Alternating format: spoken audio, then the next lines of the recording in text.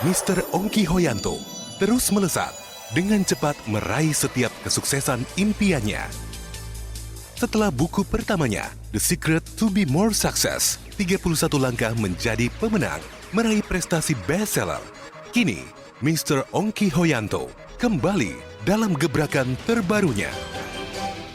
Berkolaborasi dengan sang guru, Mr. Tung Desem Waringin, mempersembahkan Financial Revolution in Action.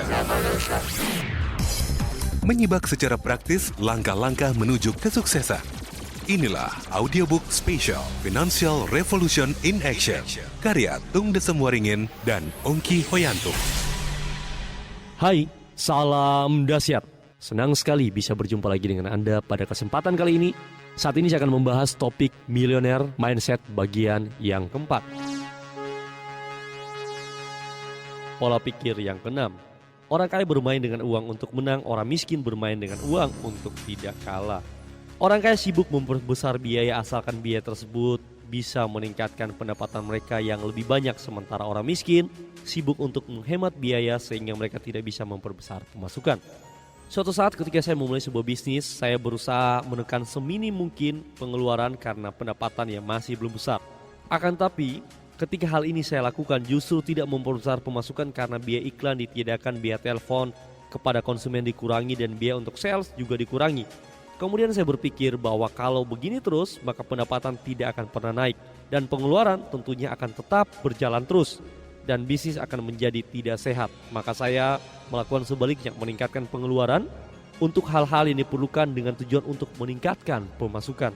Kalau Anda bermain untuk tidak kalah, selalu ada kemungkinan untuk kalah, tetapi tidak pernah ada kemungkinan untuk menang.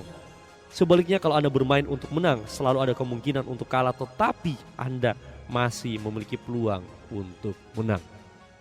Pola pikir yang ketujuh, orang kaya berkomitmen untuk menjadi kaya, orang miskin hanya sekedar ingin menjadi kaya.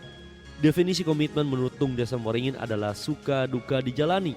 Ketika Tung Desem Waringin telah mencapai apa yang mayoritas orang inginkan, kekayaan, ketenaran, keluarga harmonis, dan banyak teman-temannya mengatakan bahwa ia adalah orang yang beruntung. Sebaliknya, jika orang-orang ini disuruh untuk menjalani hal yang sama yang dijalani oleh Tung Desem Waringin, mereka belum tentu mau dengan berbagai alasan-alasan yang menghambat. Saya banyak menjumpai orang yang memiliki ide atau gagasan yang sangat cemerlang, akan tetapi saya jarang sekali menemukan orang-orang yang berkomitmen untuk menyelesaikan atau merealisasikan ide atau gagasan-gagasan mereka menjadi kenyataan. Muhammad Ali pernah berkata, Anda hanya perlu bertahan 1 detik lebih lama untuk menjadi seorang pemenang. Saat Anda membaca biografi orang-orang sukses, Anda akan menemukan satu hal yang sama dari mereka, yaitu mereka bukannya tidak pernah gagal, tetapi mereka adalah orang-orang yang kebal terhadap kegagalan dengan membiarkan diri mereka terus untuk mencoba. Buckminster Fuller, penerima 46 gelar doktor kehormatan, mengatakan, alasan mengapa aku tahu begitu banyak adalah karena aku telah melakukan begitu banyak kesalahan. Pola pikir yang kedelapan, orang kaya berpikir besar, orang miskin berpikir kecil.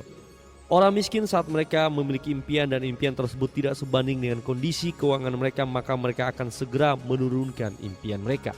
Contohnya, ketika mereka mempunyai impian membeli rumah sebesar 5 miliar, kemudian mereka melihat pendapatan mereka tidak sebanding, maka mereka akan menurunkan impian mereka menjadi membeli rumah senilai 150 juta rupiah. Atau mereka ingin membeli mobil senilai 1 miliar, kemudian ketika mereka membandingkan dengan kondisi keuangan mereka, mereka akan menurunkan impian mereka jadi membeli sepeda motor senilai 15 juta rupiah.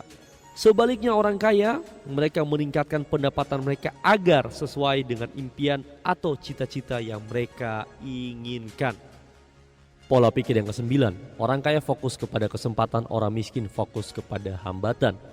Setiap hal yang terjadi dalam hidup ini kita bisa melihat dari dua sisi, sebagai tekanan atau sebagai tantangan. Kalau Anda menempatkan diri, atau Anda melihat, atau Anda berasumsi, atau Anda mempunyai persepsi bahwa itu adalah tekanan, maka Anda akan tertekan dan menyerah. Ketika Anda punya asumsi atau memfokuskan sebagai tantangan, maka Anda akan tertantang dan tentunya Anda akan mencari jalan keluar. Sama setiap peluang, kadang kita bisa lihat dalam dua sisi, sebagai kesempatan untuk maju atau sebagai kesempatan untuk rugi atau kesempatan untuk bangkrut. Sekali lagi, uang tidak dilihat dengan mata, tetapi uang dilihat dengan pikiran karena uang itu adalah ide. Karena itu, setiap kesempatan yang Anda temui, amatilah, kemudian perhatikanlah. Karena mungkin saja dan selalu pasti ada kesempatan untuk berkembang, kesempatan untuk maju, dan kesempatan untuk menjadi kaya. Selalu menempatkan diri untuk fokus kepada kesempatan dan bukanlah kepada hambatan.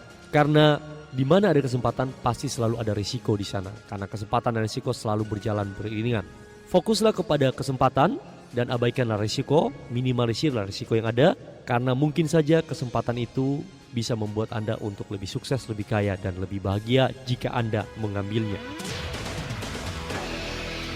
Demikian dari saya, Ongki Hoyanto, dan semoga sharing kita di kapsul ini bisa bermanfaat.